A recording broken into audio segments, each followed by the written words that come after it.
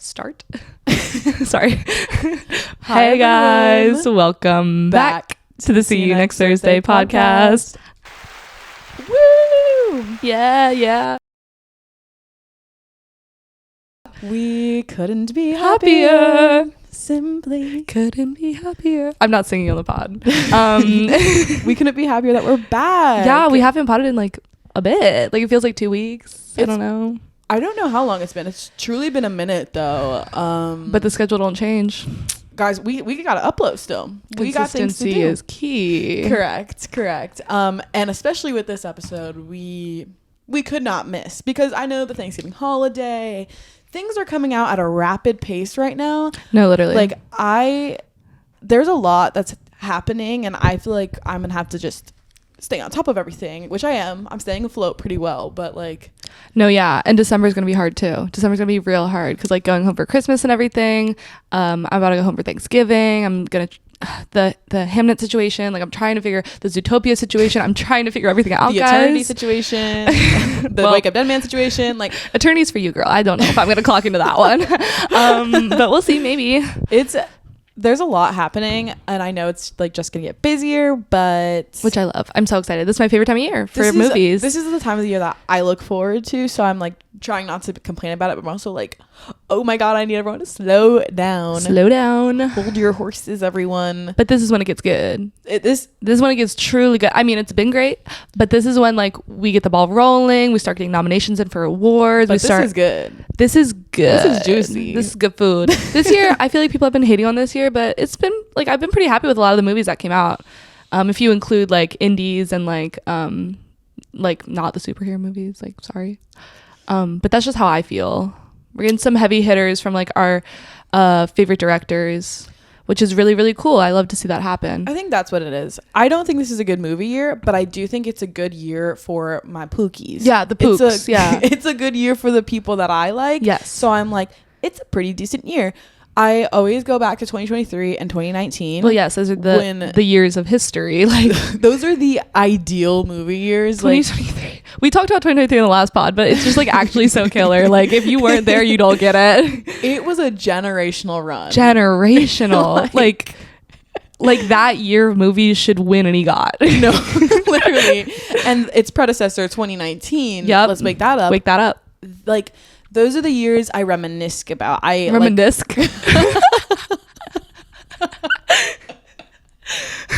Correct. Okay, get into it. I'll let you do it. I don't think 2024 was a very strong year in movies. Personally, I think a lot about Nickel Boys. Nickel Boys was again a generational run for me, a cultural reset. But like to me, I don't think about it in like a fond way. 2023, I'm like that's fond. 2023 is like what we should all aspire to be every year. Correct. But I think 2025 is like it's behind it. Yeah, like I mean it's the year of Sinners and Sorry Baby for me. Like that's just like how it's gonna stand out. And probably the year of Marty Supreme. I'm pretty sure I'll like that movie, but have yet to see it. It's the year of Sinners, and it's truly the year of Sinners. If we're gonna be real, that's a cultural reset for me. Like Avatar also comes out this year, so we got our tickets. Wait, I gotta tell a story. Okay, tell a story. So we were in California. We'll get into it. However, I wake up bright and early on Monday morning at I don't know what time it is. I think it's 10. It's 7 o'clock there, so it's 10 o'clock here, Eastern time. I wake up. I'm like, oh my god, it's Avatar. I gotta go. I'm in the AMC app. I have AMC Link starred. I clock in. There's 2 seats in row H. Oh, perfect. IMAX. Beautiful. 70 millimeter. So we lied. That's the theater that normally has 70 millimeter stuff in it. Never mind. But 70 millimeter, yes. Imagine Avatar 70 millimeter 3D. IMAX 3D 70 millimeter Dolby. It's everything. And you know what? Don't count James Cameron. He would do it if he could. He's about to walk in. So I click 2 seats. My entourage. We're done. I go back to sleep. I know. Like, I wake up in the morning and I see Sarah has entourage me, and I'm like, okay, cool. And I go, oh, she'll be happy. Yeah, I was happy. Block that day off for work on my calendar. Like, no, baby. I'm not doing anything that day. I don't care. We're pre-gaming the movies and the trailers before Avatar is going to be part of the show. Like, I'm gonna have to get there like hours early because I need my merch. I need to be blue. I need to get there. I need to sit in my seat. I need to be there before the trailers even start. I need to be a gray screen. No, literally gray screen. Like, we're doing a photo shoot in the AMC link. Like, I don't know what to say to you guys, but like, it's a whole event for me. Yeah, it's serious. This isn't like a press screening or anything. It's a regular screening, but like, no, it's a press screening for us, baby. No, it's gonna be a press screening. It's like actually an event for me. So we should pod blue. Oh yeah, I thought about that. Okay, I was like, we didn't do Alfie green, but trust the blue paint will be coming back out. I did my best for Alfie, guys. I'm just saying, like, we're not that big, so big fans of. We'll get into it. Anyways, so like I mentioned, we were in California. Yeah. So we were actually there for Camp Flogna. That was the purpose of the trip. However, we had some stops along the way planned out. Yeah, so it ended up raining a tad, and LA is not built for any type of water. I'm from California. That place is already underwater. Like, yeah. So Tyler rescheduled. Which nothing against him, because like, no, it's fine. Love of our life. Yeah, we've seen him. You've seen 3 times. I've seen 4 times. Like, maybe more. Have you seen him more? 3 is right. I saw him. We saw him twice together. Get Lost. Pharmacopoeia, and then Flog. Yeah. So 3 times. I've seen him twice. So we love that man, and we're super excited to see him in Marty Supreme. However, we were mad and we were upset, and that's a valid feeling. That's the reason we went to California. Yeah, we didn't go there to mess around. Yeah. Like, yeah. But we spent 7 days together. We had a lot of fun. We did a lot of movie things because we were in LA. So we went and saw The Running Man, which we're going to talk about in a minute. But we also went to Universal, and we did the backlot tour. That was cool. The tram ride. Y'all know that tram ride? Yeah, a lot of cool stuff on there. It's also the 50th anniversary of Jaws. So many Jaws things, which amazing. It just made me want to rewatch everything Steven Spielberg has made, because like, oh, I love that guy. Like, yeah, it really it makes me so excited to see that like Steven Spielberg is that guy. I love him so much. Guy. He's my puka. I love him. So that was cool. I love the tram ride at Universal. So yeah, this was my first time doing that. First time at Universal in LA.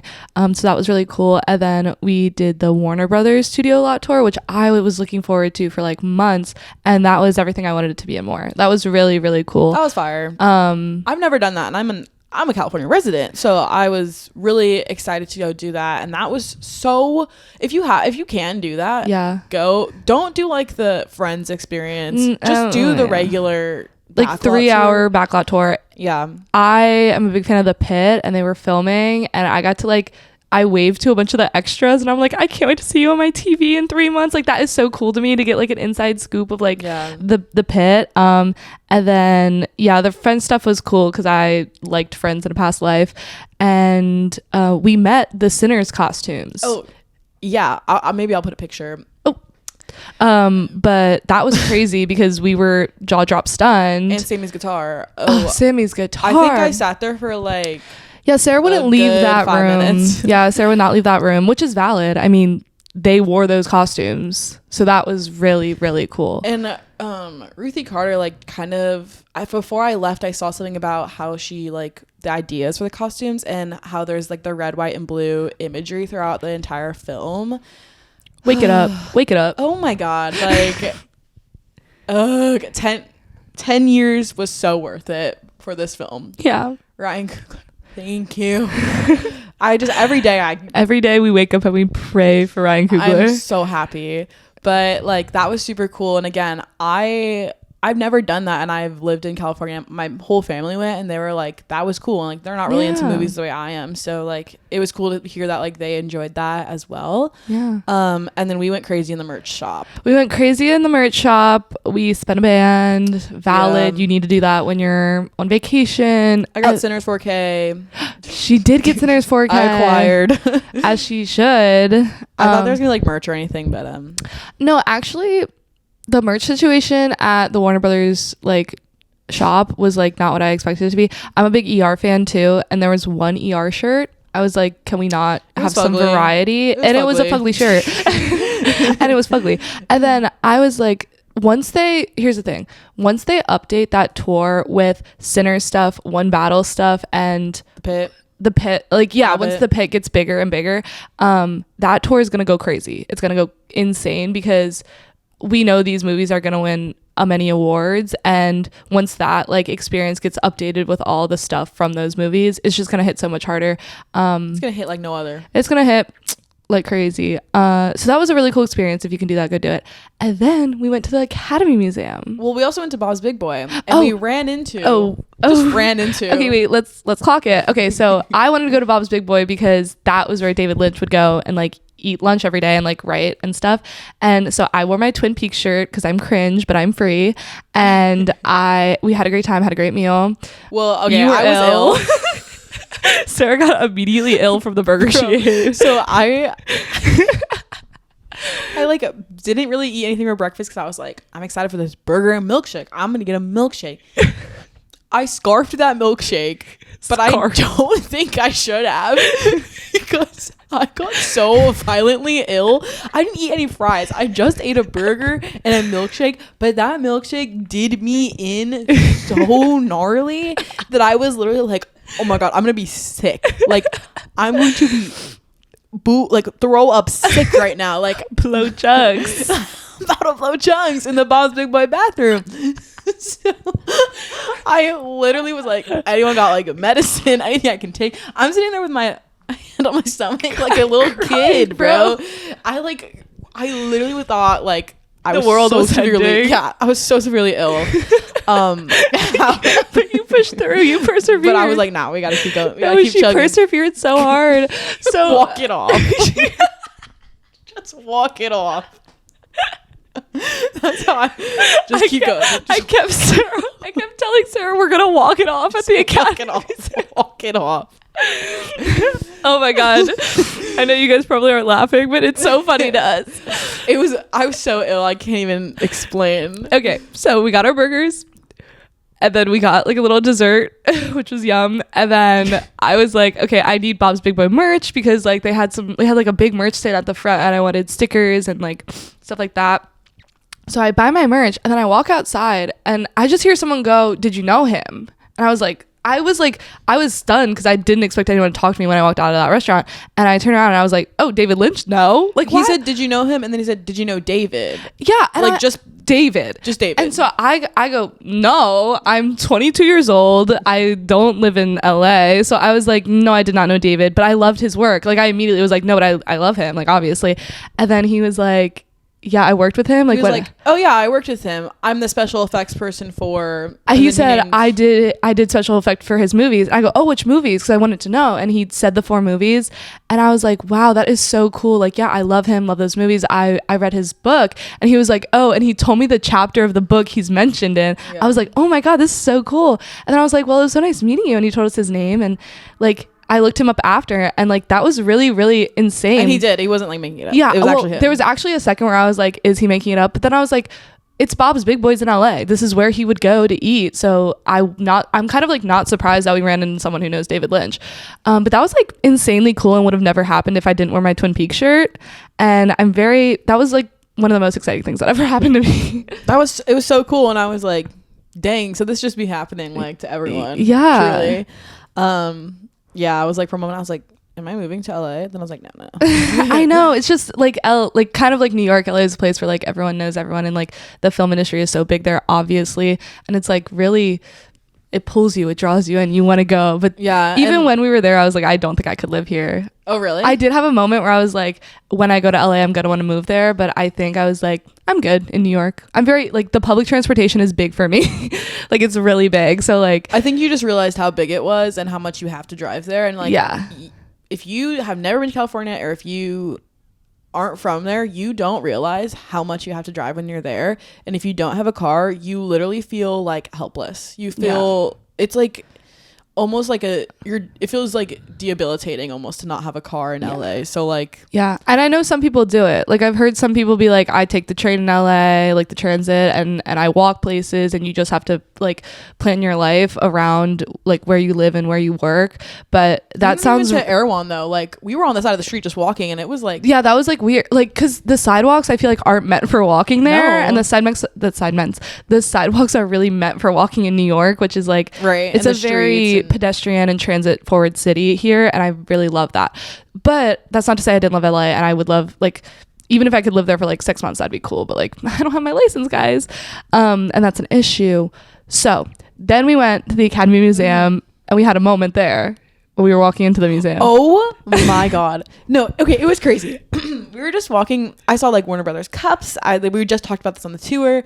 So I was like, oh, cool. Like someone's filming here. I saw happening. a Euphoria season 3 sweatshirt. That was the second Euphoria season 3 sweatshirt. So I was like, oh, there's crew here. That's what I first clocked. Yeah, I was like, oh, there's people here. They're filming something. Like, it's whatever. LA. Yeah. And then we're walking like to the beginning of the museum, and I'm like, okay, are we going in the right direction? Because there's no one else like walking towards us, and we were the only ones walking forward, and no crew member told us to stop or halt. Like that's happened in New York before, where like you're told not to walk for a minute because they're shooting, and so we just kept walking. Also, I've been a background extra on things. Yeah. They tell you, like, they will tell people to stop. So we're just walking, and then like we see a security guard, and we're like, are we going the right way? Yeah, and he's like, yeah, go to the store. And then I hear action, and I'm like, wait a minute. And my sister goes, oh, and she stops, and then I'm like, no, keep going. And then okay, so there's right above us, there's this like walkway bridge between two buildings, I assume, at the Academy Museum. Like they're filming at the Academy Museum while we're going, and we hear yelling and like 4 people running across the bridge in a formation yelling lines, and we're like, are we in the shot? Like we're like, wait, are we in the show? We literally go, wait, what's going on? And when they were running across the bridge, I low-key recognized one of the actors. I was like, that looks like Zach Cherry from Succession. Oh, wait, from Severance. That looks like Jack Cherry he's also in Succession, so I'm not wrong. That looks like Zach Cherry from Severance. And I was like, that's weird. Then they run it back, they do it again. We keep walking, basically run into the museum. I said keep going, yeah, because my sister stopped, and then I stopped, and I said, wait, keep going. Yeah, like, why are we, like, it's a movie, we know this, we've done this. We look stupid probably in the shot, but I do think it was a close-up shot and not like because they would have stopped us if it was a wide shot. So we're so filmed. We were also like far enough back to where they couldn't see us at all in the shot, and like I do think they were just doing the bridge. Yeah, but literally I'm like, oh, so we're in something. So that was crazy. And then we go into the museum, we get our tickets, and we turn around and we see like people coming down the stairs, like crew members. And then I'm like, wait, like I'm gonna see the actors and see if that was Zach Cherry. I see Zach Cherry. I'm like, oh yeah, that's so cool. Then we see Seth Rogen, and I immediately was like, that was a studio. So that was a studio. We walked through a shot of the studio. Can't wait to watch the episode in season 2. We still haven't finished the studio. Yeah, neither of us finished the first season, so we got to clock into that. And when the tour guide was like, who watched the studio? I was like, I have. Yeah, so that was like really crazy. Like, I was like, oh, this is so LA. That was really LA moment. And that, mind you, that happened maybe an hour after we met David Lynch's special effects designer. So like, I had whiplash. It was a lot. It was a lot. And like being in the Academy War Museum, like I was like, that's not going to happen. Like we're at a museum, but no. I was just excited to be there too. So I was like, what is happening right now? And then we had a very, very fun, like 4 hours in the museum. We saw all the exhibits. And then we dropped a second band at that establishment. Standout exhibits for you? Because I've been there before, but it's all changed. It was all different, which is cool. I loved all of them. Like we did the Jaws. Like there was a Jaws 50th thing, which was very cool. There was a Director Bong exhibit, which I really liked.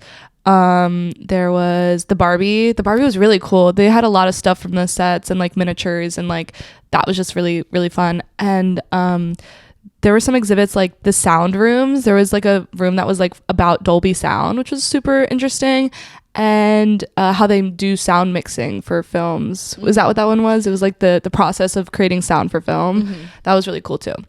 The Barbie one was, I actually rewatched Barbie because I was like, that was so epic. It's like recently you rewatched it? I just rewatched it when I got home. It was all about the production design of, I forget the person who done production design for these like movies, but Pride and Prejudice, the live action Beauty and the Beast, Barbie, Anna Karenina, Anna Karenina, all of these movies that I've seen, and I was like, oh, I didn't even realize that this person did the production design for all of this. But like learning about all the colors of pink, learning about literally like how they came up with the idea of these like these houses and like all of Greta Gerwig's inspirations for every scene, that was so cool. And like I just rewatched Barbie because I was like, I have to see this in action. And like you just really, I don't know, I feel like that movie kind of got like shat on a little bit after its release. So then like rewatching it, I was like, oh, y'all don't realize like this is kind of a good movie. It's a fun time. Like I gave Barbie 4 stars, 4.5 the first time maybe,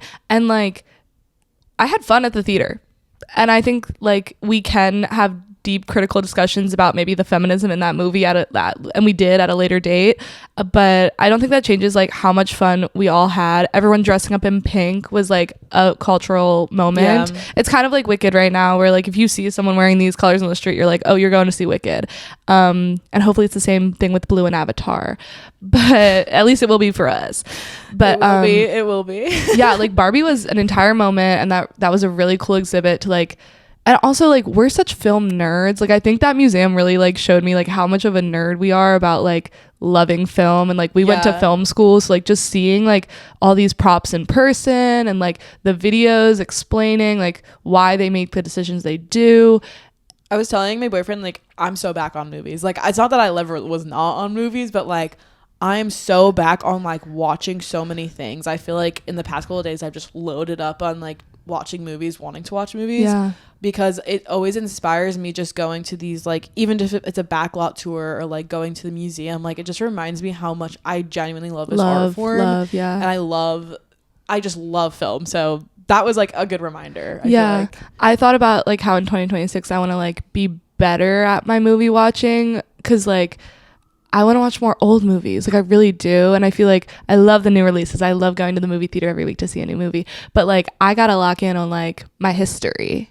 And like that's what I really want to focus on at the beginning of 2026, I think. Or maybe while I'm home on like on breaks these next couple of weeks. But that's what that really woke up in me. And it's inspiring. It really is inspiring. Like we like making movies as well. So like I'm asking for a Blu-ray player too for Christmas. Period. And what I told Frankie was I want to start watching things on DVD because going to this, also I watched the Mr. Scorsese documentary and how he like get into it, dedicates a lot of his life to preserving films. I thought about how like a lot of films are just like gonna be lost media, and that genuinely scares me for the future. And like I'm so extreme, but thinking about like how much I love certain movies and how like if that one day was to disappear and I didn't get the chance to like get the physical form of that, I would be devastated. So I want to get better about buying, like I'm asking for my birthday for all my family to send me DVDs of things that I haven't seen, so I can watch them and I can like have those, and that's a memory I can have of like, oh, my aunt sent me this DVD and like, or I want to just go and buy like a movie I've never seen and like really get into that. Because I'm getting a lot better about just turning on movies whenever I can, because I'm really tired of my phone. I really am so sick of my phone, and so like I've just been watching a ton of movies, and like I'm kind of inactive, which is bad on social media because I need to be more active. But so Sarah's starting her physical media collection is what she's saying. Put your racks down in the comments. It's gonna be incredible, and I'm so excited to see it grow. If I had $1 million trillion, I would have the walls of DVDs, but that is not the case. It's an expensive hobby. It is an expensive hobby, but we're gonna get through it together. And you got Christmas coming up, you got birthdays coming up, so it's gonna be a good time. Yeah, but it's being in LA reminded me of how much I really do love film. It's like the best thing ever. It's a part of my bloodline. It's kind of like the best thing ever. So yeah. Well, that was that. So that was our little recap of our California vacation and some things that we realized in ourselves. Also, while we were there, a lot of stuff happened in New York, so that wasn't fun. You could say we're in our flop era. You could have said that last week we were flopping, because that's what it felt like. Flop after flop after genuinely flop. Because we're in LA and we're like, yeah, we're in LA, and then they're like, oh, Marty Supreme merch drop in New York. And we're like, Really? oh, okay, cool. Okay, Really? cool. And we've been talking the entire time. We're like, where do we get how do we get these sent to us? Like we Missy need Copeland just merch. posted with it. Tom Brady of all people. Like, Yeah, so that didn't feel great. And then of course a bunch of people on Twitter on my timeline got the merch, and the next one is probably going to be in LA. Like the next drop probably will be in LA. So like that was like really cool. I tried to rationalize it by being like, I wouldn't even buy anything. So why would I spend $250 on a windbreaker? Why would I do that? But then he popped out wearing the pink one. And that's where I got actually angry, because the pink one's really, really cute. Yeah.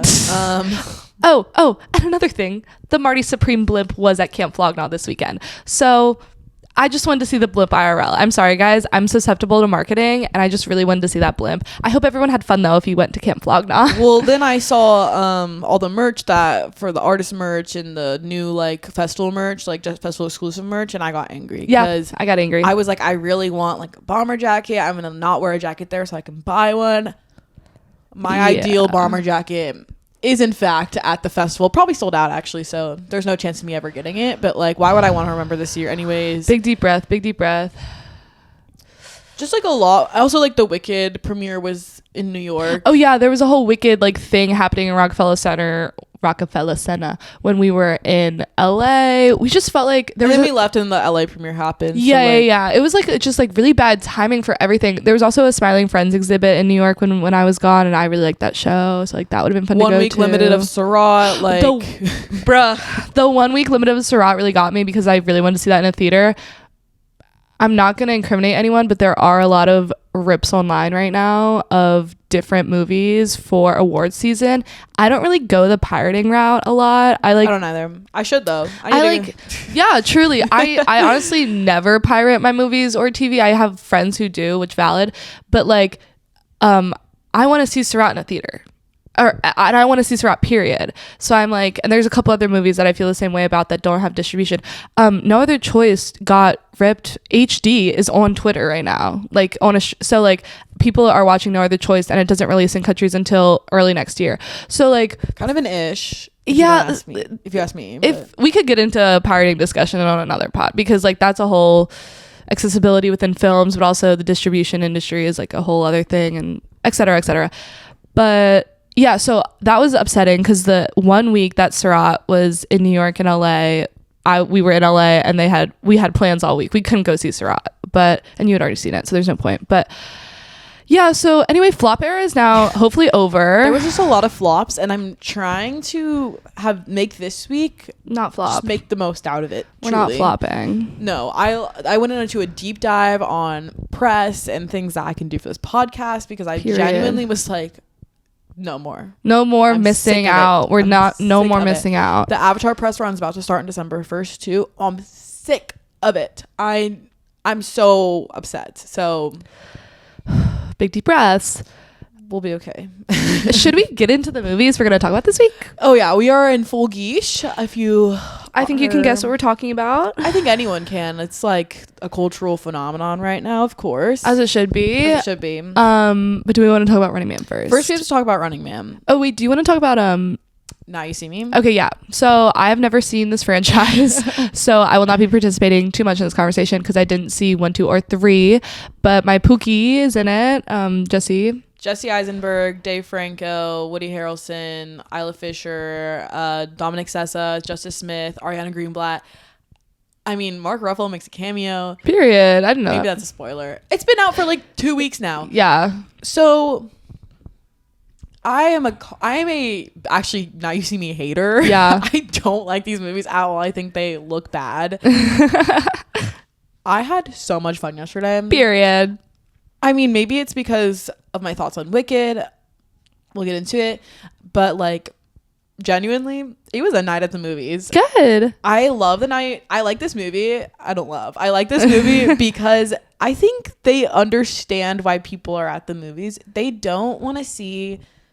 People don't care about the exposition. They just want to see the magic. And they got that. Yeah. The message was clear, because there's a bunch of set pieces where they're just doing magic, and that's like the appeal of Now You See Me. That's the only reason people are watching. It's like an action movie for magic. Exactly. And so it starts out with like the four horsemen together, and then they introduce the new horsemen.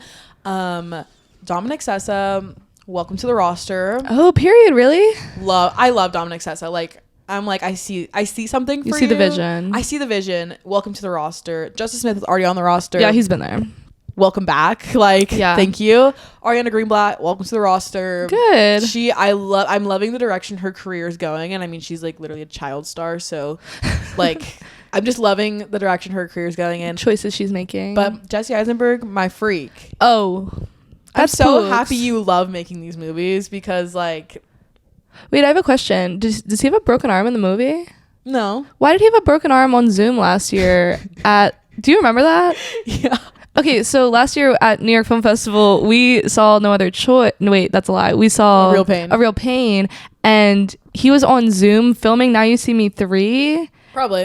I think he said it was Now You See Me 3, and he had like a wrist like cast on, and I was like, oh, is he gonna have a broken arm or wrist in the movie? And he didn't. Well, he didn't. That's interesting. I don't know. Sorry, I just brought that up. Well, I just know he loves making these movies. He does. And like he always talks about how like this character is a sort of like something that he never gets to play, but also like he has so much confidence as his character because it's again like really, it's not a typical character he would play. So I don't know, he loves making these movies, and it was so cool to see him like in his element, and like knowing he loves making these movies, I was like, that's my guy. Yeah. Dave Franco, you're so charming. Oh my god. But I had fun, and like the title cards were actually getting to me. However, Rosamund Pike's in this movie. She's so good. Wait, I heard her accent's bad though. It's funny bad. Oh, okay, That's the thing. okay. Okay, y'all can say it's bad, but it's funny bad. Like, okay, period. You can tell she's doing an accent, and this movie doesn't take itself too seriously, and that's like, good. I really like that about it. And I mean, the ending kind of lost me a bit. Like, I was like, this is really a reach, but I think there's gonna be more movies with this new cast, and I don't know if the old cast will be joining them, but I know Jesse Eisenberg will, so like it's just establishing that. But Dominic Sessa is really good, Justice Smith is really good, Ariana Greenblatt is really good, and it's an action movie I would actually go see. Period. Going into Running Man. Okay. So we saw Running Man together. Not to say that you shouldn't see this, but well, Running Man's interesting. This is the year of Stephen King adaptations. It's another like Stephen King adaptation. It's another movie set in like a futuristic dystopian. We got like a game situation happening. Like there's always a game involved, whether it's walking or it's running away or whatever's happening. But this movie to me, okay, so we were in the theater, we were watching it. Glenn Powell, I like him. I like him as an actor. I think he's a Tom Cruise daughter, if you will. Correct. You actually introduced me to that. I coined that term. I don't know if anyone else has said it, but he's clearly a Tom Cruise daughter. But he like starts putting on disguises in this movie to run away, and I'm like, is this not Hitman? Is this not Hitman Part 2? Well, I was listening to the podcast on it, and it was an Edgar Wright interview, and Edgar Wright saw Glenn Powell in Hitman, okay, and was like, "That's my Running Man." And then Glenn Powell actually texted him and said, "Consider this my audition tape for Running Man." Okay, I might have seen that clip because you're right. I did see the text that was like, "Consider this my audition tape." That's really cool. It's just like really reminiscent. It seems like he likes to put on outfits, which like cool. Like you're an actor, like of course. But he likes to act. He likes to act. What can we say? And then it's also just very Hunger Gamesy. Like I'm sorry, but like knock off Hunger Games. Like we got Hunger Games at home. Everything is giving Hunger Games nowadays because y'all don't have original ideas. And I'm sorry, wait, this book probably came before the Hunger Games, but Hunger Games did it first and did it better in the movie biz, and it was continue to do so. And we didn't really talk about movie news, but the Sunrise and the Reaping teaser came out, and that's going to be a cultural moment. And that editing is insane. That trailer was insane. And the Hunger Games, everyone wishes they could be Hunger Games. I'm so sorry, but you can't. You cannot unless you have. I mean, they had Francis Lawrence for the long walk, but he didn't get to do anything because y'all just walking. And I think I've been saying that. He should have done this, unfortunately. It might have been better if he'd done this. And we have a history with Edgar Wright. Like, he makes good movies. Like that's what I was going to say. Okay, get into it. Well, I was just going to say what happened to Edgar Wright good movies. Yeah, bring it back. Last Night in Soho was not my favorite, and neither was this. And I'm just, like, confused at the direction. I mean, it sounds like feels like he's having a lot of fun. That's good. Which I'm happy for him, because Yeah. he was really passionate about this, and like I don't want to speak ill of him, because like he genuinely is just having a good time making movies, and that's all I could genuinely ask. I just don't know what happened to like the Scott Pilgrim of it all. Yeah. And maybe we're living too much in the past, but like that's a great movie for a reason. Yeah. And like his whole Shaun of the Dead series, whatever it's called, Mm-hmm. he has like a trilogy or whatever. That great movies. Like I don't know what's happening here. He's clearly evolving in a way that's like trying to like maybe differ himself from what he did in the 2000s or whatever. But I'm just like, you had something that worked. Keep working. Keep making it work. Yeah, I don't know. It's like cool to see a director be passionate about these things, and like how he's talking about shooting it is like it's all pretty much practical, which I do. That's really cool. I love that, and like I encourage it for other people. I just don't think this movie is like has as much sauce as his other movies. I think that's the good way to put it. It's not that it's a bad movie. It's not. It's just a little sauceless. Sauceless, yeah. We need to. That's like a film criticism term. We need to like. It's a real term that we need to talk about more. Let's talk about it, because like it's true. Does this movie have sauce? Like no. That's a really good way to describe what we're talking about.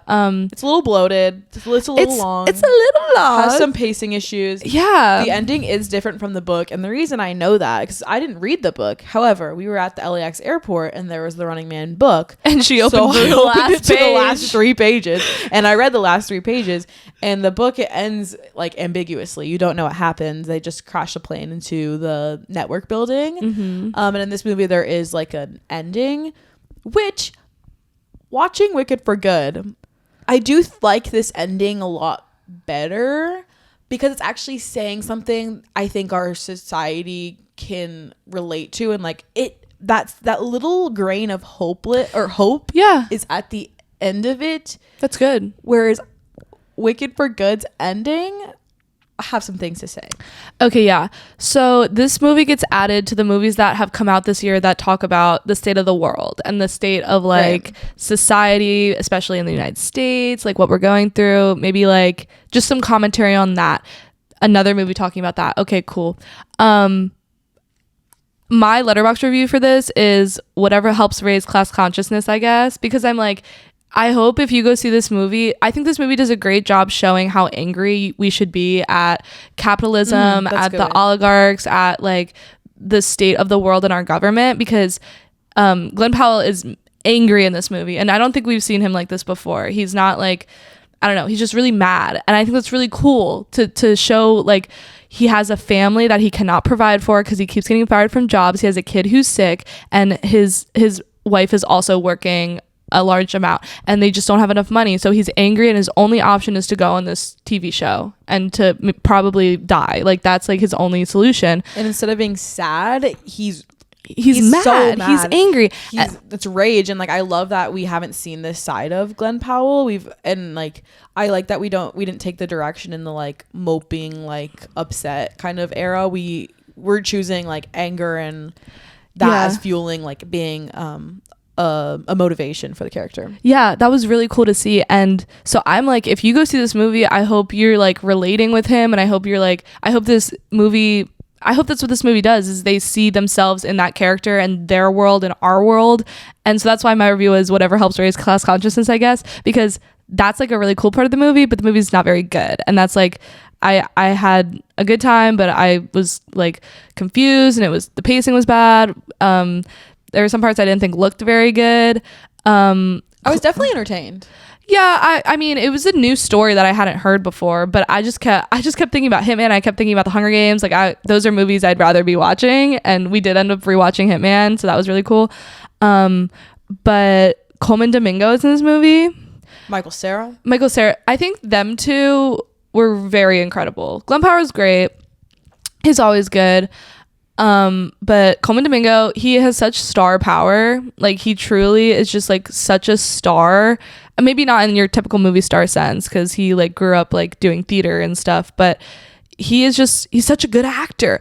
He's a true actor. Like, he's so good at what he does. We saw him in an old picture at the Academy Award Museum. That was crazy. We saw a picture of him from 2014. And I was like, this was before the come up. Like, he's been an advocate and like a huge voice in this community before he got like quote unquote famous. Big, yeah. But now he's like big. And he deserves it. Like, I think absolutely. I think in our heads, like, I don't know what happened in the past, but like he became famous like in his 40s. I don't know if he's like 50 or whatever, but he got big like later in life, and I'm very happy for him. Like, I thought Sing Sing was one of the best movies last year. If you got to see it, that movie's incredible. Coleman Domingo is truly fantastic. And then Michael Cera was pretty cool in this movie. He's like a little B character, side character for like a good 20-30 minutes, and he's really funny. I am confused by some of his motivations in the film, definitely, but like, he's a funny sort of person that exists in these spaces. I like the realm he's going with his career as well. Yeah, he's a cool dude. I mean, obviously he worked with Edgar Wright before, but like he's really funny in the movie, and it's a good comic relief to so much like build up and this rage and like anger. Yeah. Why some things happen? Yeah. Sometimes his motivations are confusing, because I went in thinking he was one type of revolutionary or type of person, and then he just does weird stuff, and I'm like, okay, but it's okay. No one's perfect. No revolutionary is perfect. Me trying to rationalize it, but yeah. And then we also have Jamie Lawson in this movie, which she isn't giving much, but I love her down. Like, I think the first time I saw her was in Sinners, and I immediately loved her in that movie. Yeah. And seeing her in this was really, really cool. Again, she probably has like maybe 4 minutes of screen time, but I love seeing her on my screen, and I love to see more of her on my screen, maybe a little more substantial of her on my screen. But that's how I feel towards her that. Character is also really interesting. Like, her job is I don't know. I don't like the commentary on that. I didn't really get it. Like, I'm like, is she a waiter? Is she a prostitute? Like, she's a lady of the night, and I don't like. I mean, Glenn Powell is supportive of it, but like, it's kind of used as like a bad thing, and like, that's a freaking hustle right there. Like, that is a job. I mean, get into it. Like, we're talking about like class and like what the lower class has to do to survive in this economy. So like, I just feel like I think I was confused because there wasn't much said. I was like, so what are we saying with this character? Because it didn't seem like it was much of anything. People were trying to make fun of her for it, and it's like, okay. Did we learn nothing from Hustlers? Come on, okay. Guys. Did we learn nothing from Honora? Well. Oh, that was funny, Sarah. I retrieve that. Well, that was really good. I'm trying to think what else about this movie, but it's a little CGI slop in my opinion. It kind of left me like maybe the day after I saw it, like that, like I'm like, oh cool, I saw it, like that was really cool, but like there's nothing that sticks out to me maybe other than the scenes with Michael Cera. I remember the final like airplane scene, whatever. Like, it lost me. It was so long. I'm also like not a huge action girl. Like, that's just like not. I'm not. So like, I'm a pretty good at. You like action. It. I do. I was entertained, but I wasn't blown away. Let's just say that.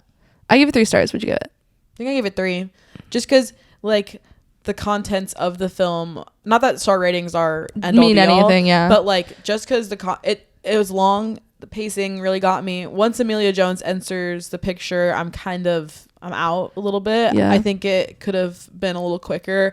I do think I said that there needed to be more people in the game for me to feel there was only 3 characters. There was no stakes, and like I love reality TV, so like it's a reality TV show, and like I could see there's like a character who unmasks it, and like I've watched those videos before about my favorite reality TV episodes, and there's certain characters they want you to be, and like I've literally I see this in real life in our television, but for there to be stakes, I mean, he's gonna be the last person, he's gonna survive. There's no in my opinion, there's really no stakes and no like he has no competition. So yeah, which like I guess like that's just me being an avid film watcher and knowing those things. I'm like, but like what this type of reality TV we normally watch, it's a group of either 8 or 16 or 20. Like, those are the groups of people that we watch compete in these games, if not more, if not like a large group of people.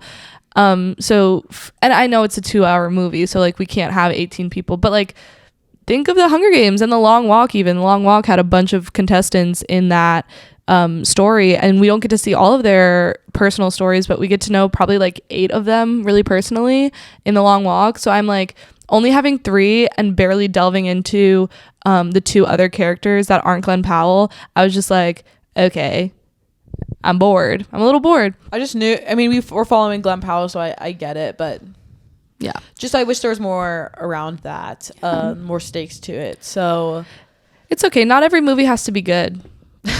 Like that's like what I'm coming away with that movie. I'm coming away with Edgar Wright having fun, and I'm entertained. So good job. Period. So let's talk about something that's not very entertaining. I was gonna say let's talk about another 3-star movie because I give it 3 stars. Wicked for Good. I'm not obsessulated. Period. I gave Wicked Part 1 4 stars. Wicked Part 1, I think, really got me with, mind you, it was ugly. It was really bad looking, but the songs really got me in Wicked Part 1. And I was like, really, the dancing was incredible. I really liked Part 1. Well, let's take it back. We love the stage show. We love the stage show. This was the first musical I ever saw, and yeah, at a young age, I was singing every single one of these songs in the car. I was obsessulated, some would say. Obsessulated count starting now. Literally.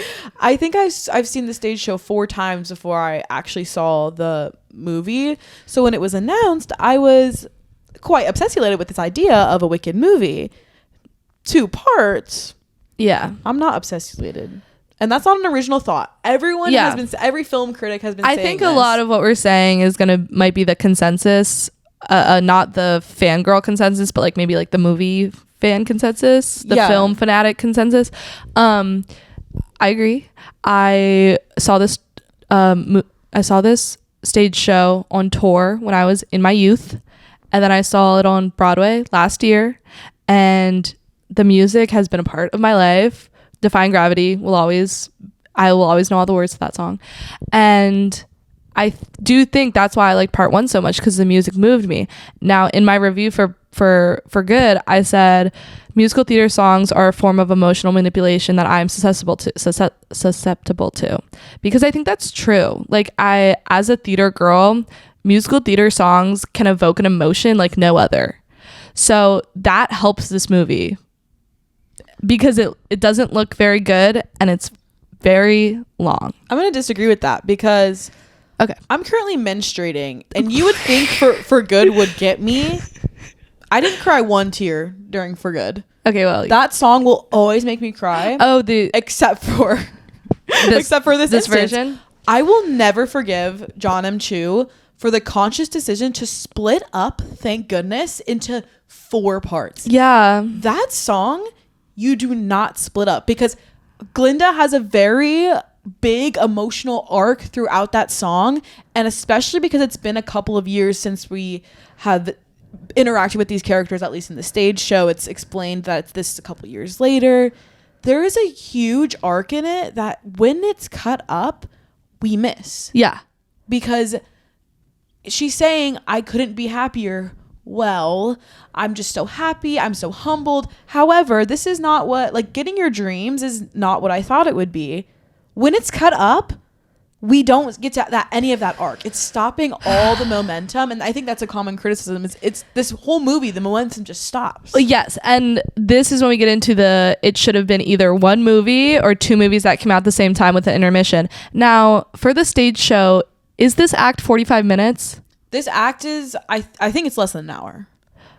So we just bloated a 45-minute theater act 2 into a 2-hour movie.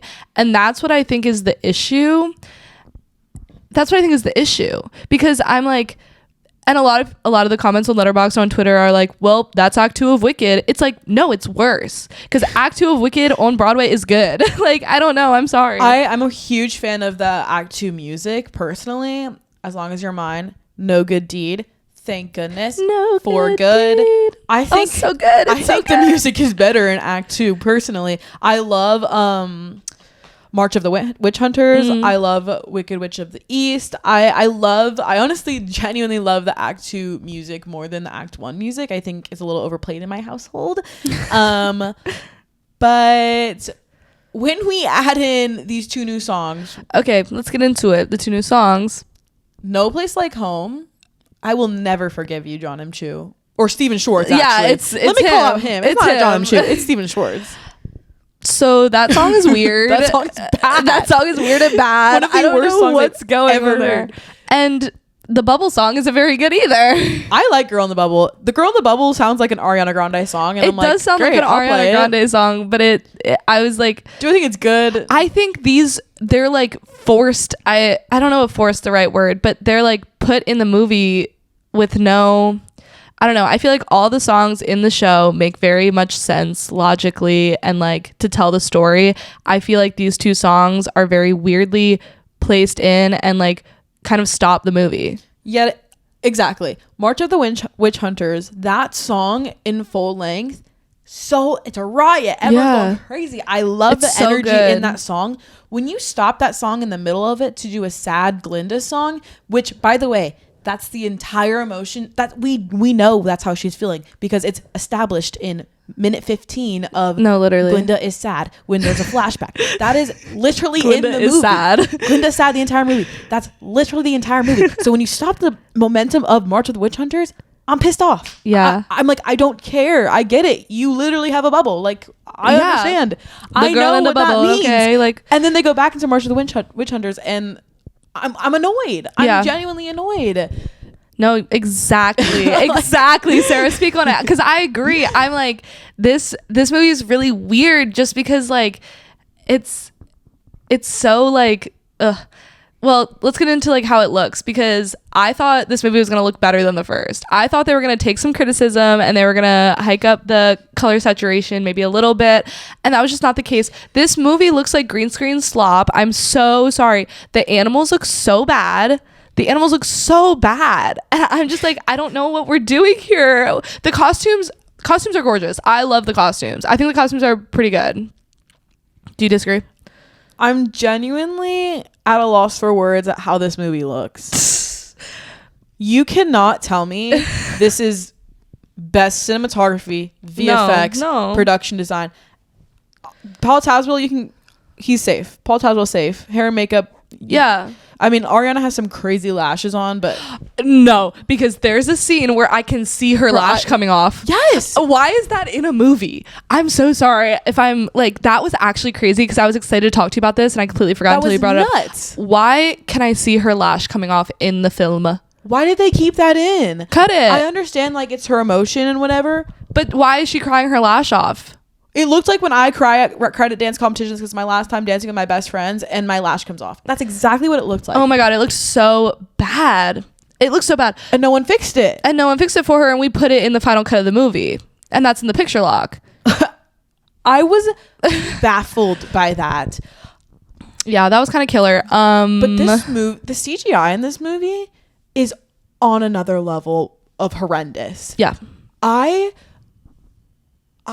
multiple times went at my screen. At one point, the lady next to me was looking at me, and I went, Really? I literally looked at her and said, and like I was excited. I went on Friday night when everyone was dressed up. I was wearing my glamorous gal sweatshirt. I was so excited. If you know, I have been defending this movie. I have been defending it with all of my might. You gotta have. I will literally play the clip of what I said at the beginning of this podcast starting. I'm excited for Wicked Part 2. When I tell you the rage I felt while watching this, when Michelle Yeoh, Madame Morrible, is a singing role, that character should be singing her face off.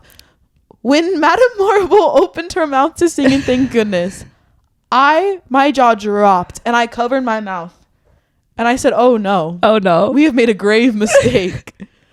Yeah, that's the issue, is like, that is such a fun role to watch on the stage. Like, that is like she has such good singing. Like Adam Warble's a good singer. Yeah, and it's been played by Cheryl Lee Ralph in the past, and I saw someone say on Twitter that like they should have cast her instead, or like she auditioned for the part and like it went to Michelle Yeoh, and I'm just like, we could have had a whole nother movie, we could have had a whole nother world. I love Michelle Yeoh though. I don't. Everyone's saying some crazy things. People are going a little insane. Take away her Oscar. No, like let's chill. Let's take a chill pill for a second. She was just miscast in one movie, maybe two movies. She got her bag. She got her bag. She got her Oscar bag. And she got her John M. Chu bag. So like we're not too angry, but we're just like upset at the casting director. Maybe. I'm honestly just like, what was the conscious choice? Because I don't think Michelle Yeoh in particular is bringing people in with her role. I think this role could have gone to other people and it would have been fine. I think John M. Chu just has his actors, which I don't blame him. He has his actors. He's going to use his people. I just don't know why. Also, like, Troy Bolton, Troy Bolton famously doesn't sing his own music. It's Drew Seeley. I'm talking about Zac Efron in High School Musical. If you didn't know, if you were uncultured, just like dub it. Have someone else sing. Have Cheryl Lee Ralph sing. Have her just sing it. And like Michelle Yeoh, when Wicked Part 1 came out, was like, I don't want to sing and like I'm so nervous to sing. And so it honestly breaks my heart to see people just going so in on her, because she said this is what she was afraid of. And I guess it's like, it's not her fault. Like it's not her fault that like she's not a good singer. It's truly the production's fault, the casting's fault, John M. Chu's fault for not hiring someone who can either sing this role or someone who can dub for her, so she doesn't have to be put in this position of being called a bad singer. Honestly, scrutiny. Yeah, and people saying her Oscar should be taken away. Like, no, like those two have no correlation to each other. She is still a great actress, and she was just miscast. And like, I think it works for Jeff Goldblum to have sort of this quirky voice, because he's the wizard. The wizard's character is already very like, weird, yeah. And like even the stage show, they don't have to be good at singing either. Like you just got to be a good personality and like you got it. Yeah. So like for me, I'm not too mad at Jeff Goldblum either. Because that's just who he is and that's his character. And like I don't think he was miscast. He's a cool person to bring into this. It's just like Michelle Yeoh, we could have helped her, but instead we didn't. We just let it happen, and it's a little upsetting, honestly, to see. And I feel bad. I do feel bad for her. Yeah. I'm not vibing with the comments about it. I do like Jonathan Fuji's review on Letterboxd that said Michelle Yeoh giving one of the performances of the year. Yeah, giving a performance of the year. That is so funny. that sent is me. Definitely giving a performance this year. That sent me. Do we want to talk about Bach and Fierro? Okay, let's get into it. Ethan Slater, I was unfamiliar with your game. And that, I'm confused because he was in SpongeBob the Musical.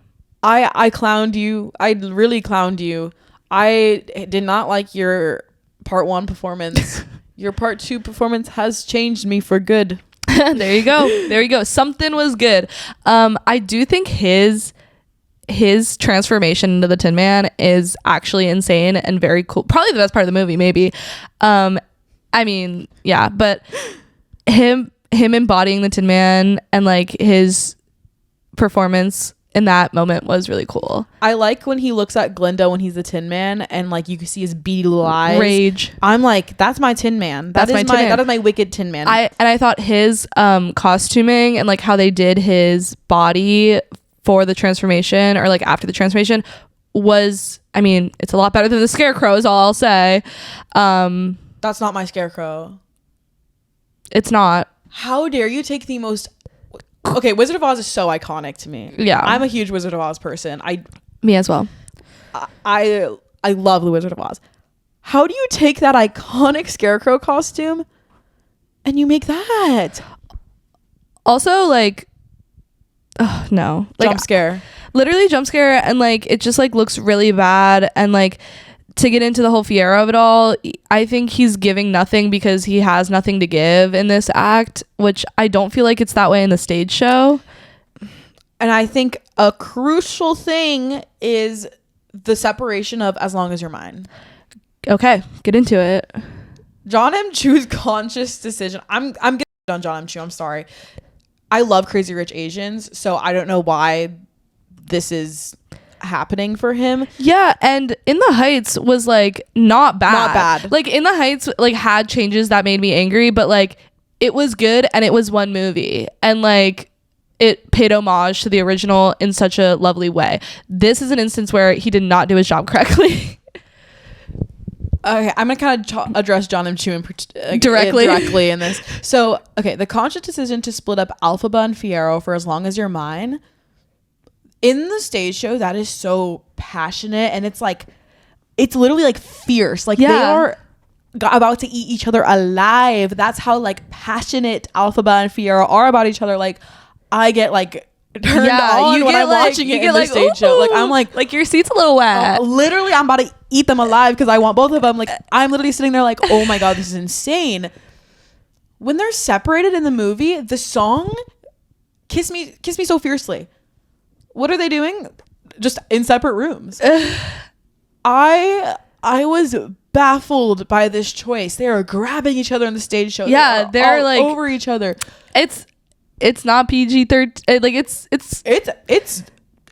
Yeah, I'm like it's a little rated R at the stage show. X, like you got to be careful bringing kids to this show. But they kept the PG-13 rating in this movie, or PG rating. PG. This is a PG movie, and it's very clear. And it's just not that way in the stage show. It feels it's a misstep. Passionateless. It's a big misstep, and I hate it.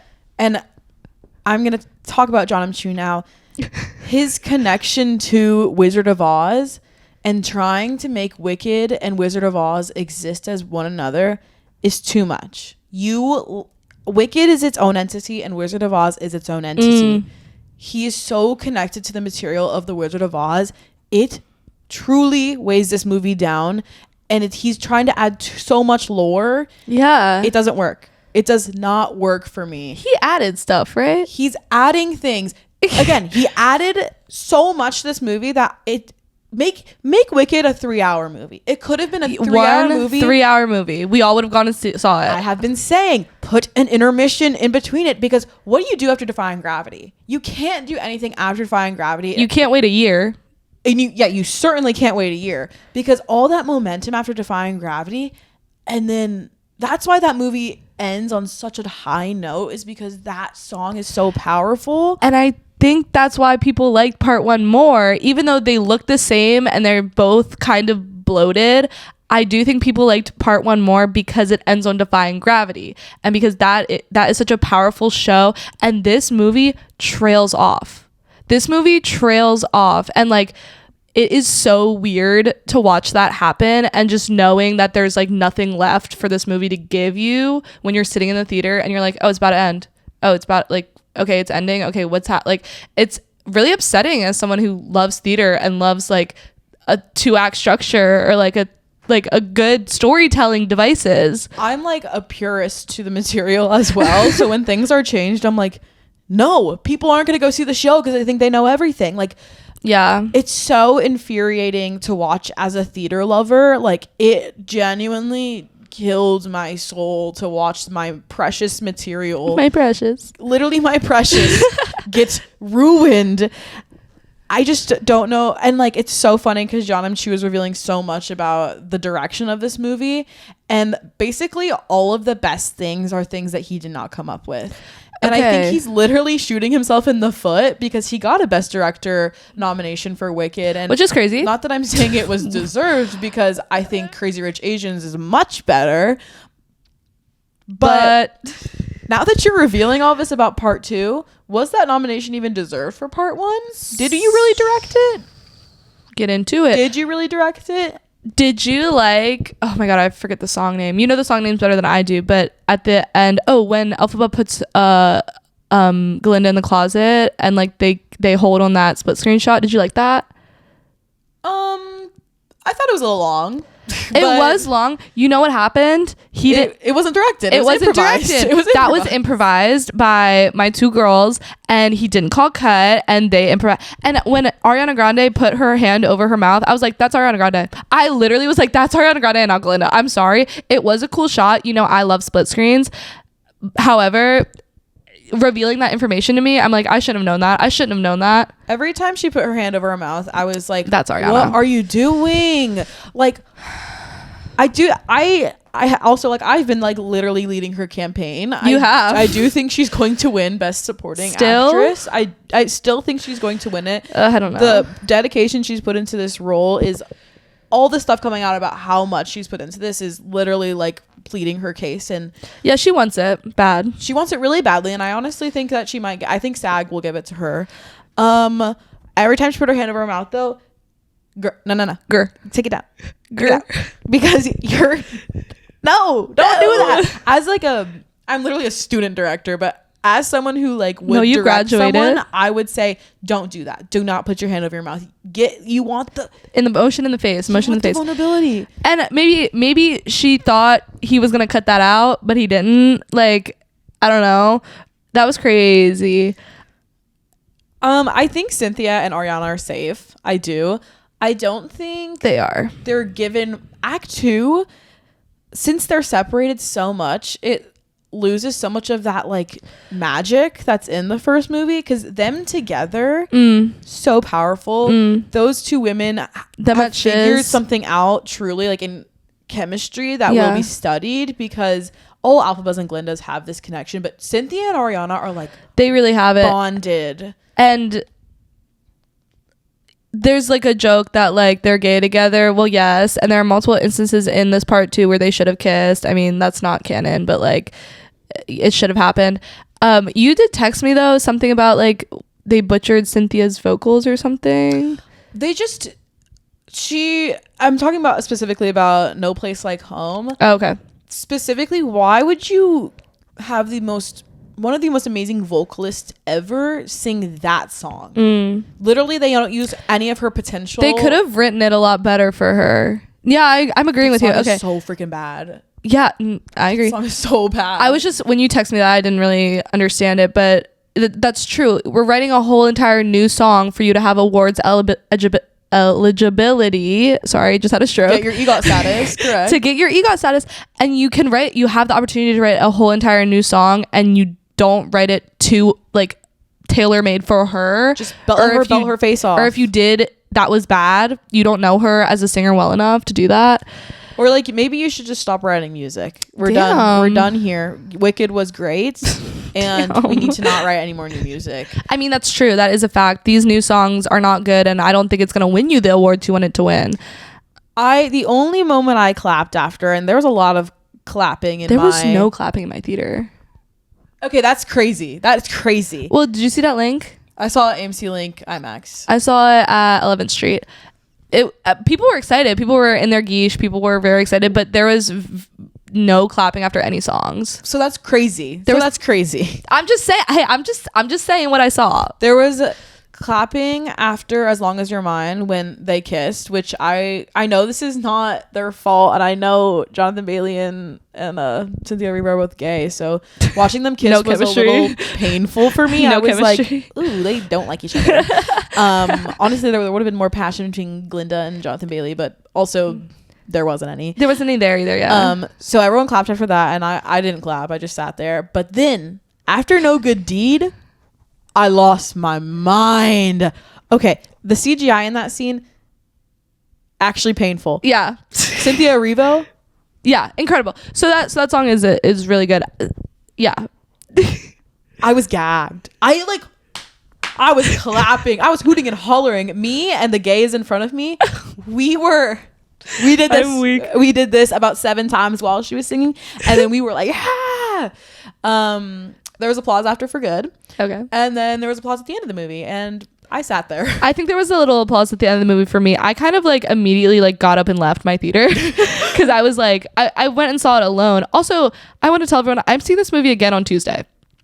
I have to sit through it again. And I do think like that will help me maybe come to more coherent thoughts. I do think I have coherent thoughts about this movie, but I do think a second watch, unfortunately, will like clarify some of my thoughts. I'm sad I have to watch it again, but I'm going with my fam and I love my fam. So, I can't wait to hear my mom's thoughts because my mom is the biggest Wicked person I'm really excited to hear your mom's thoughts. Do you think she's gonna love it? No, she's gonna hate it. I don't think she'll hate it. I think she'll say, you know what, I thought it was gonna be better than it was. I think she's also a show purist, a theater purist. She's probably gonna be like, why did they change so much of it? This whole animal thing doesn't happen in the stage show. It doesn't. And so why? And so we add it to the movie and we make it look like arse. Like we make it look like really bad. Gossip Bear, go underneath the ground. I don't want to see you. Like, why? Even like the cowardly lion doesn't look good. Once again, shout out Coleman Domingo. Love you down. You ate in this role. You're safe. You're safe. Innocent. However, the CGI artist is not innocent because that bear did not look good. Like, I don't know.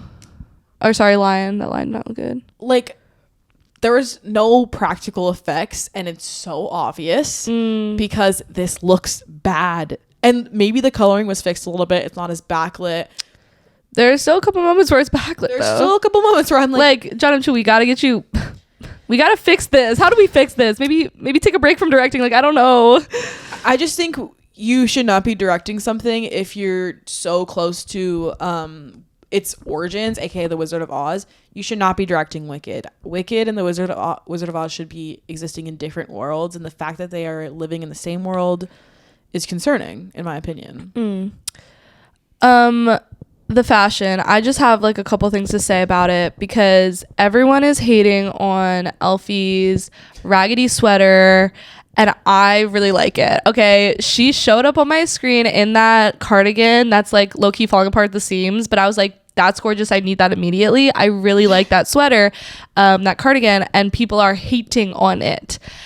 Now, I didn't even really notice that she had lingerie on underneath. Oh, I noticed. I was like, ooh. Because I think I was really focused on the green knit sweater. I thought that was so cute. So I didn't notice the black lingerie she got going on. But that's nuts. That was crazy. That's nuts. That was really, really crazy. Okay, Alfie, I see you, girl. Don't hurt him in the lingerie. No, literally. Like, she tried to get freaky. I said, ooh. I don't care about the sweater. I was just like, damn. I also was like, did they paint her legs green? Like, I think they painted her whole body. Like, I think she got airbrush green, like, for sure. That's wild. That is so wild. And then I like Ariana's wedding dress. Gorgeous. I haven't seen like opinions about this online. It's just my personal opinion because I love looking at wedding dresses. I think she looks really good in this wedding dress. I like it without the skirt, and with the skirt. She puts like a pink shawl, like a pink over thing over it at some point. I thought that was cute too. Cute. But I really liked like the design up top, the sweetheart neckline. And yeah, I think Ariana has a lot of good dresses in this movie. Some I had known previously from Dress to Impress. She's tiny, you guys. So I don't know if we want to get into that. I don't want to speak on it. Yeah, I'm not going to speak on it, but I did make a joke in my Letterboxd review that said, girl, you can loosen the corset, because the corset is slurped up and I'm just like, let my girl breathe. Like, I don't know. They're all just like so tight. It makes my head hurt. I'm not coming at this from a body perspective at all. It's just, you can literally see how tiny she is. You can see her body a lot in these costumes, and I even saw the mannequins. They had to make custom mannequins for Cynthia and Ariana. Actually, if you didn't know that, you would watch Project Runway, you would know. And I've seen these costumes in person at Rockefeller Center. They were there for a minute. Oh, cool. They're gorgeous. Paul Tazwa. Yes, the costumes are so good. A talent. These ladies are just very small, and that is very apparent. But these costumes are gorgeous. Yeah, it was just because I noticed it in multiple dresses where the corset was like I don't know why that was like unappealing to me, but it was just like scary. Like, I'm not speaking on her body. Like, I'm not trying to do that, but like we just need to loosen the corset a little bit. Exactly. Just a little bit. Just loosen the corset. I'm so sorry. Don't come for me. Wedding dress was gorgeous. That's all I'm trying to say right now. I loved her wedding dress. It was super cute. Do you have anything else to say before we speak about the ending of this movie? Because I have some thoughts about the ending. I think I'm good. Let's go to the ending. Okay. I'm going to talk about Sinners for a second. Sinners.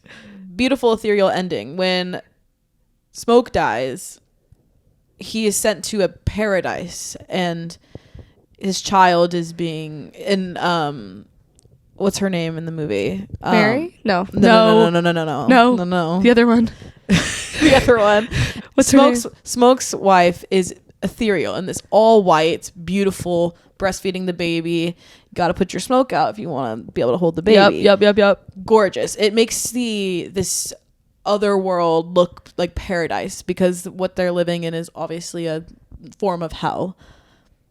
Alfie being sent to a wasteland and being banished from the beautiful Oz, that choice is not the sort of hope that this movie, I think, should be evoking. In the stage show, they can kind of get away with it because they're just going behind the curtain. Yeah, and so, you're going home. Yeah, you don't know where they're going. Making them like banished to a wasteland of like nothing. It looks like a desert. Like they're walking through the Sahara. Like, I personally don't think that's the kind of progressive message we should be sending, especially for a movie that is so political, honestly. Yeah. It is political. It's talking about racism and accepting who you are. And so her going to like this paradise and like finally having peace in her life because Alfie has truly been bullied and like heckled her entire life, and to be made out into this wicked witch is like literally so sad to see because we know who she is as a human being and she's just misunderstood. Making her and Fiyero go to a nothing world and like the choice of that is honestly not a message I think should be being spread in the big year of 2025. I agree. I thought it was weird. It really trails off in like the worst way, this ending, and because there's no up, it's all down. And I think a large part of this is I was barely thinking about the consequences of like what you're saying right now. I was thinking about how awful it looked. Like truly, like it looked so bad. This wasteland that they're walking through, this desert, it looks like, with the sand and the wind and the sky. They were walking on green screens. They were walking through green screens. Like I'm sorry, but we like a CGI artist, I need you to pull through and like just, you know how to make like this look. This could have looked better. It could have looked so much better. I don't know why it looked this way. I do agree with you that the messaging of this is not great. I think it works a lot better in the stage show. And I have seen a lot of people say that they think like the whole like this movie feels like it feels like a cat fight between the two girls about Fiyero. Mm-hmm. Do you feel that way? I personally didn't really get that as much. I got it like once or twice. Like I'd see them going that direction. I don't think they fully went in that direction because the girls have so much history without the boy.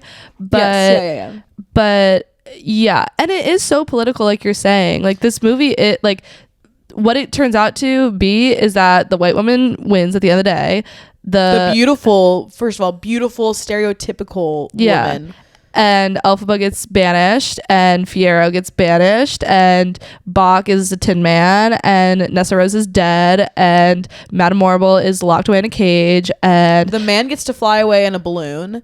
There's another savior, Dorothy, who gets to be painted out as this beautiful, amazing human being for killing the Wicked Witch.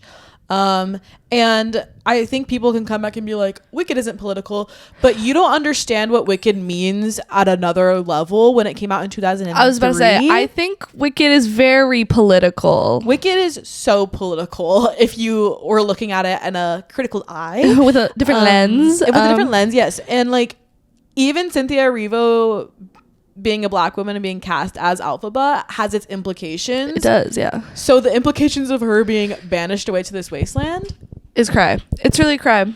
Not too good. Not too good, in my opinion. No. I know people part of the LGBTQ community as well. We love this story because it embraces being different as not a bad thing. And I do think this movie makes being different look like a bad thing. Yeah. And that's where we lose the steam. We lose why Wicked is so good in the first place. And we just lose the entire plot and purpose of it. So yeah, that's just my opinion on the ending.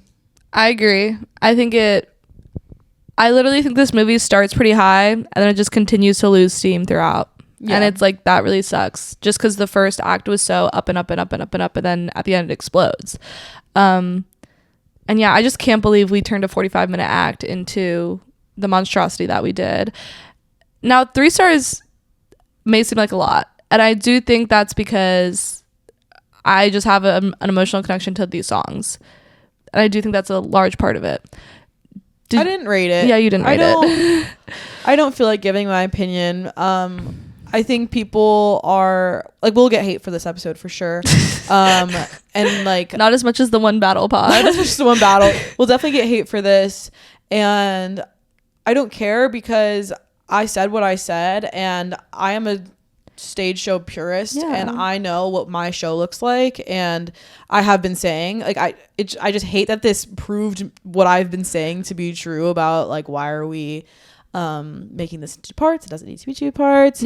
And it's whimsical and beautiful, and people love this, and I'm so happy that the people who love this, and it's gonna make a billy at the box office. That's fantastic. Great for movies. So good for movies. I'm really excited about that, but